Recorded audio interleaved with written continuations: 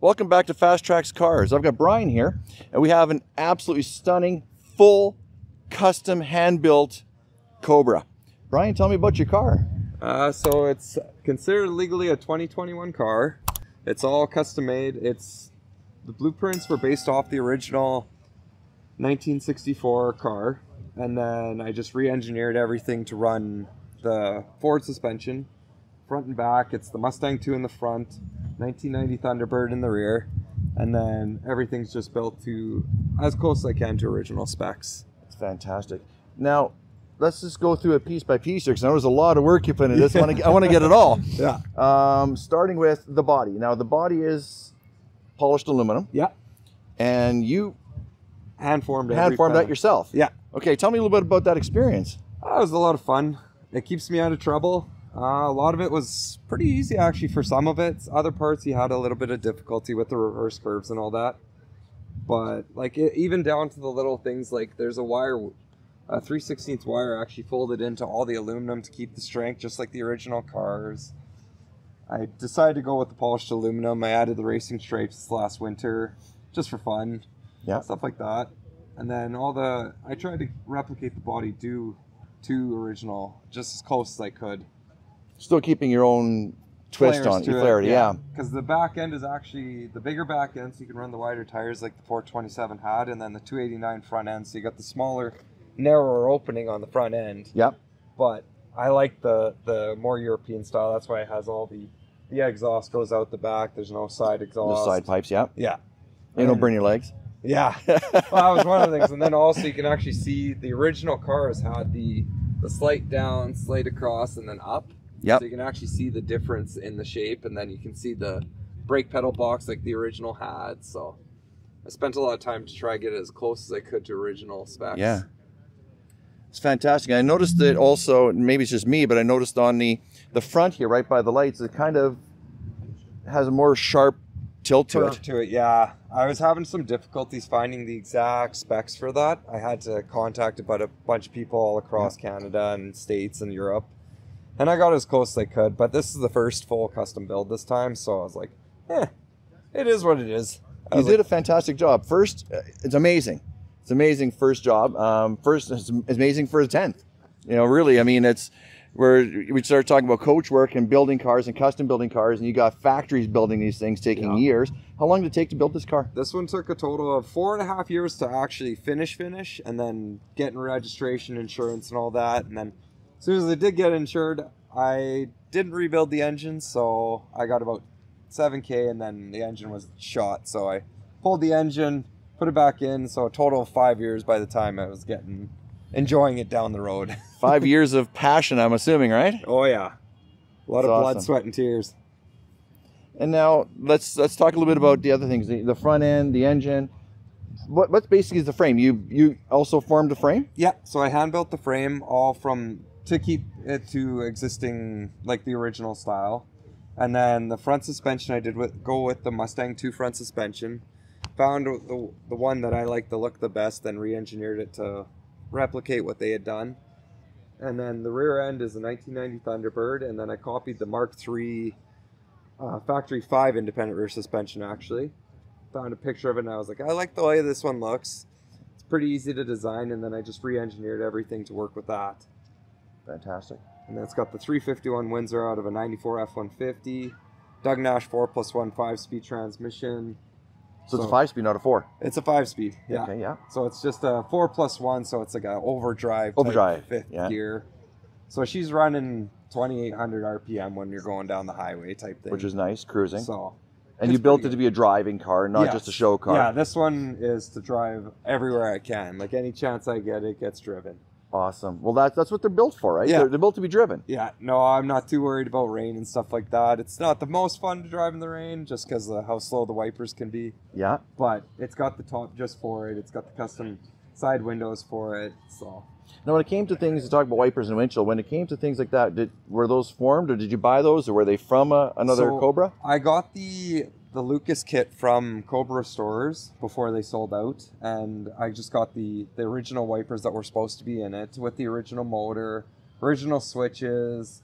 Most of the parts are pretty close to original. All the original companies made them. And then for the top, I actually got a guy in South Africa to custom make this for me. He does all the Cobra tops, and he makes a phenomenal top. It's all German canvas, just like original, and it rolls up nicely. And yeah, he did a wonderful job. Beautiful job. Yeah, it's fantastic, fantastic. And now the stripe you did here, you said, now this is polished aluminum. Yeah. But the stripe, how did you do the stripe? So I taped it off with just a foil tape, and then I actually lasered off all the lines. It's narrower in the front as it gets and it gets wider as it goes up to match the body lines of the car, or else it would actually look narrow as it's coming in. Yeah. And then I just, as I foil taped it, then I just took Scotch-Brite and I just ran all the Scotch-Brite in one direction, so it gave it that nice sharp look to it. Straight lines through. Yeah. And now the tires, these aren't the stock tires you had in there before. No, the BF Goodrich were the ones I could get nowadays, because the Goodyears aren't street legal anymore. Oh. I can't legally run them on the highway, so I just went with what was legal for the roads in Canada. So I can, and I had a set of actual 1970 Goodyears on this when I was building it, just to make sure it looked right, and then I took them off when I went to test drive it. But it looks, the originals look really nice. And, oh yeah, no, I can imagine. These look great too. Proportionally, they're very proportionate to the era. Original, yeah. Yeah. And the mirrors, you had dual left and right mirrors on this car. Yeah. Did the original one have left and right? They did have some mirrors. These are the replicas of the original mirrors. They're all the way from Europe, actually. But I think they only ran the left, and a lot of times they just didn't run mirrors. Yeah. Especially since they just mainly raced them. Correct. So there was no need either than for the rear view mirror type thing. And a right side mirror is a little less common, I think. Yeah. A nice balance though. I think it's great. I prefer having two mirrors. If nothing else for safety, it's there. Yeah. And now what's this vehicle weigh as it sits? It's 2256 with the original tires on it, and then I switched them out, and with the new tires it's just a little heavier. It's probably about 2264. Right. But it's balanced almost perfectly, 50-50 also. Corner scaling is done. Right. Well, like these cars, people always say front engine, but if you take a look at it, it's behind the front axle. This is a mid-engine car. It's a front mid-engine. It's pushed back pretty far, and a lot of the kit cars are actually even further back than mine is. Right. But mine I put exactly where the original 427 would have gone if it was a big block. And then it worked out perfectly when I put the transmission in. Gave me a nicer position for the shifter and that. So. Right. And you got a roll cage in there as well? Yeah. The roll bar is actually the proper one for the FIA, and it actually does work if I did ever race it and crash. Right. I ain't going to die then. Yeah, that's right. So it's mounted right to the original 4-inch round tubes and everything. So it actually is a lot safer than a lot of the kit cars. Structural, yeah. Structural. Now, when you formed the body, was it on a press, or did you roll it, or did you hammer it? 90% of it was done with the English wheel, and then the rest was hand tools and then planishing hammer and stuff like that. But I just had a body buck, an egg crate style body buck, and then I just formed it and then checked on the pattern, see how it looked, and then I'd just go again until it got just the way I wanted it. Did you buy the buck, or did you build it yourself? This buck I actually built myself for this one. I took an 1/18 scale model, did templates off it, and then took it to one of those old school projectors you have in high school and that, and then projected it 18 times its size. And then I actually got to do some of the templates for it for the harder sections. I got Lowain in Fort Saskatchewan with Shelby Canada West. He did let me do some templates off his cars. So he's got a nice one too. Yeah, it's a blue one, if I'm correct. He's got a blue one, and then he had a few other ones before. And I think he's out of there now. But yeah, he had a bunch of them. Yeah, because his wife had a really nice one, and I really like that one. Yeah. So that's fantastic. Now, interior wise, seats, are they replicas of the seats, or the seats are just replicas of the seats, and they were made locally? Yeah. No, these ones are actually factory 5s. Okay. They had a good price on them, and the vinyl was a little bit less heat, I was hoping. So so my buddy said his were a little hot with the leather. Really? Okay. Yeah. So he switched those.